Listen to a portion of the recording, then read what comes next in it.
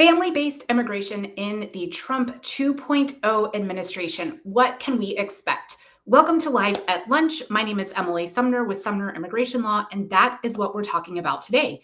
What to expect for family-based immigration in the Trump administration. Certainly, we expect changes. So we're going to talk briefly, high level, about some of the changes we might anticipate.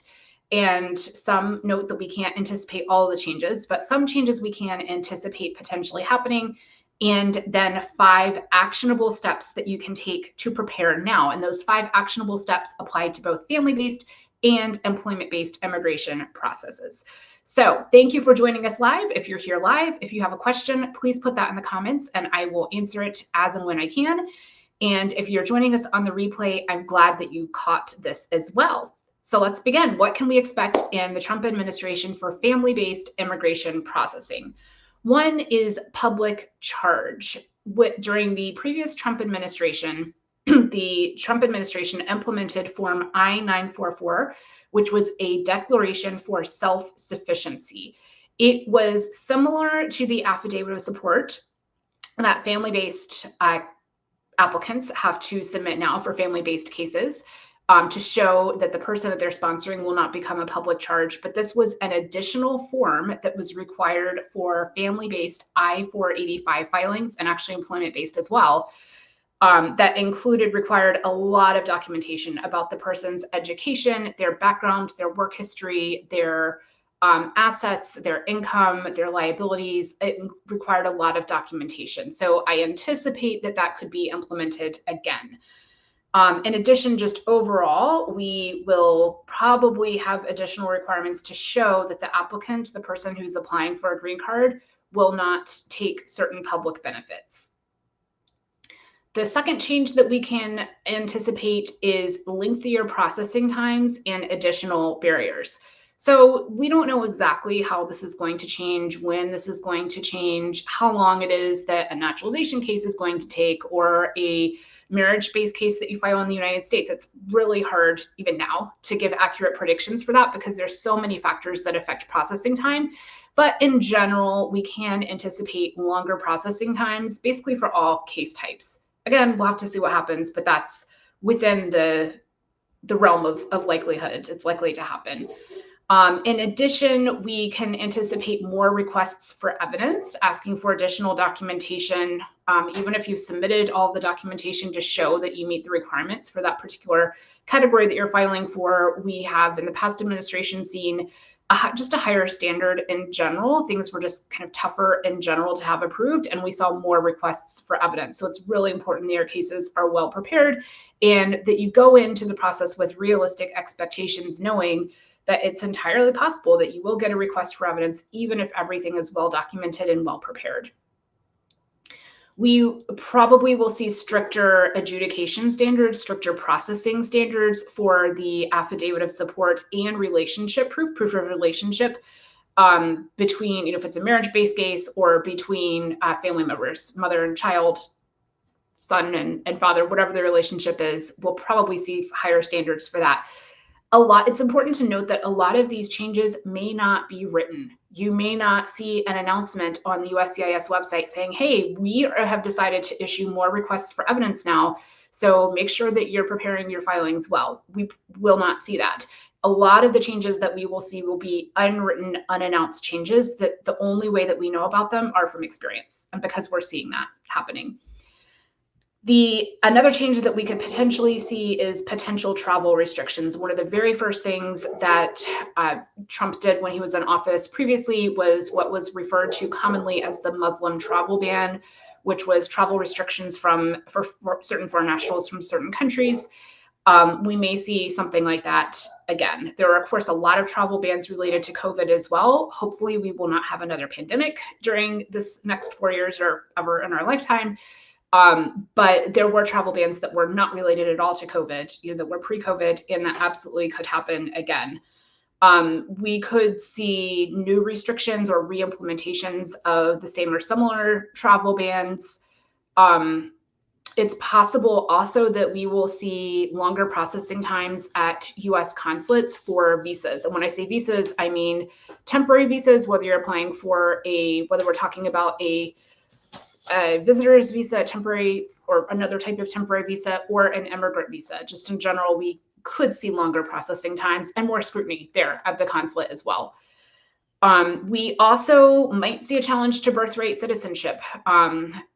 The president-elect has talked about a lot of different things relating to immigration during the course of his campaign and subsequently, both before and after his campaign. And nobody knows for sure exactly what his administration is going to try to implement versus what is just simply rhetoric and they were just talking about. So I don't mean to mitigate anything that Trump has said. And I'm not saying, oh, don't worry about it, it's going to be totally fine. But we do have to kind of see what's going to happen in terms of what they're able to implement and not. But birthright citizenship is something that they've talked about extensively, or the Trump has talked about extensively. The birthright citizenship is ingrained into the US Constitution. It's part of the 14th Amendment to the US Constitution. So if the president-elect did try to make some sort of change to birthright citizenship, and just so that everybody's on the same page with birthright citizenship, that refers to the idea that if you are born in the United States, that you are a US citizen by virtue of having been born here in the United States, regardless of where your parents are from or what their citizenship or nationality is. So if there's a challenge to birthright citizenship, if the Trump administration tries to make a change to that, and this is true of other things as well, but if he tries to make a change to that, it absolutely will be litigated. It will go to court. Nobody knows for sure what the outcome of that is going to be, right? It will be mass confusion. There'll be a lot of concern and worry for sure, but that will be litigated. And assuming that the courts decide that, this is what the Constitution says, and you're not able to change the Constitution, then the administration would have to go about changing the Constitution, which is really difficult to do. I'm not saying it couldn't be done, but it's really difficult to do. So again, I'm not mitigating anybody's concerns here. I'm not saying, oh, don't worry about it. You're being silly worrying about these things. Not at all.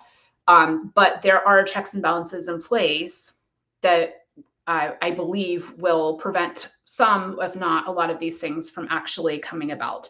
It's not to say there won't be a lot of worry and litigation and confusion and anxiety in the meantime.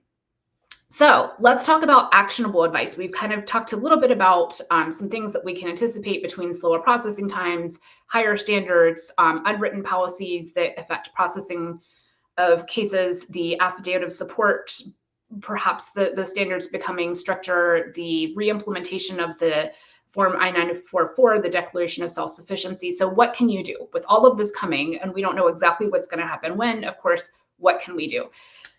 There are 5 things that you can do, or rather 5 reasons, basically, that you should start filing now. Or if you can't start filing now, sometimes there are legal reasons or strategic reasons that you can't actually file now.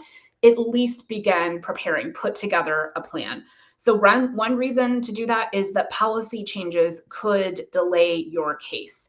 So when there is a policy change, this is true of the Trump administration or any other administration, when there's a policy change, sometimes it can be implemented in different ways. It can be implemented such that it only affects cases that are filed going forward. So let's say that there's a policy change implemented on March 1st, 2025, it's possible that it would affect cases that are pending, as of March 1st, 2025, and cases filed after that.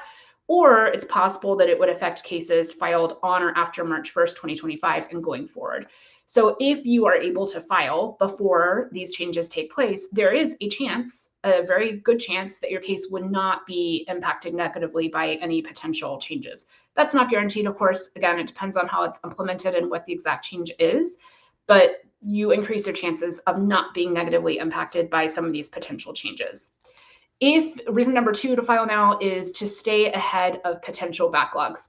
For as long as I have practiced, which is 19 years, and even longer, certainly before then, there have been immigration backlogs, for sure. Whether we're talking about different agencies, the Department of Labor, USCIS, Department of State, whether we're talking about waiting for a priority date to become current or just waiting for an immigration agency to adjudicate a case, there have been backlogs. It has never been an easy or fast process, for sure. But we do anticipate are going to get longer, that the processing time is going to take longer. And in general, there are exceptions to this, and lots of factors affect processing time. But in general, the sooner you file, the sooner you're going to get the immigration benefit that you're applying for, assuming it's approved and you're eligible and all of that. So keep in mind that the sooner you file, potentially, likely, the less time you'll have to wait, instead of waiting to file sometime in 2025 and then be having a place later in line and having to wait through that backlog, or that increased backlog rather. Reason number 3 is to avoid potential policy restrictions, similar to reason number 1. Like I said, with the incoming administration, there will almost certainly be new policy restrictions. And again, depending on the implementation of those policy restrictions, it likely would not affect your case if your case is already filed.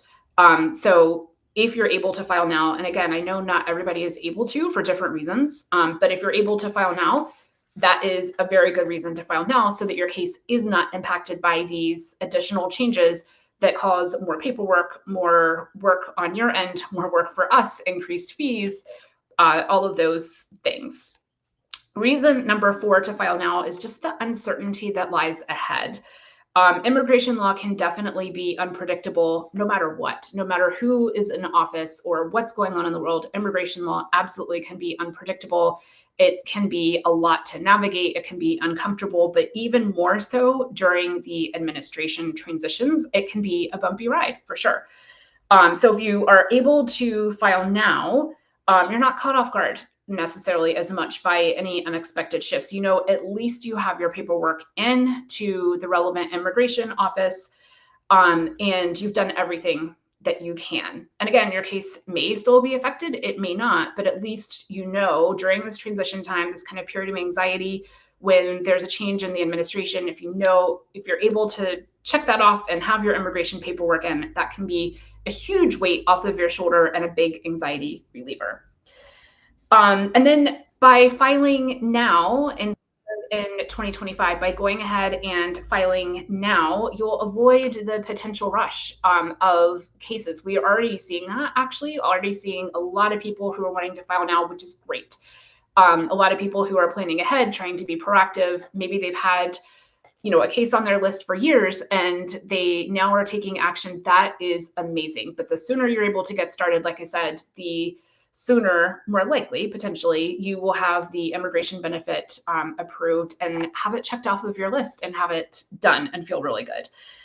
So as I said, there are going to be a lot of changes on multiple levels for U.S. immigration, both in the family-based and employment-based immigration realm. A lot of changes coming from a lot of different sources and directions. So there could be changes in the regulation. There could be changes by agency memo. There could be changes by executive order. There could be unwritten changes. There could be changes in the underlying statute, but as I've said before, that has to be changed by Congress. So a lot of changes coming from different angles, different sources. It's a lot to keep up with. But if you're able to file now, while things are relatively calm and there aren't as many changes, you can at least, again, know that your paperwork is in. So I hope that you have found this information helpful. If you have, please make sure to share this video with a friend or colleague. And I hope that you will join us next week for our Live at Lunch Tuesday at noon Eastern. My name is Emily Sumner with Sumner Immigration Law. We help clients with employment-based and family-based immigration matters across the United States and around the world. Until next time.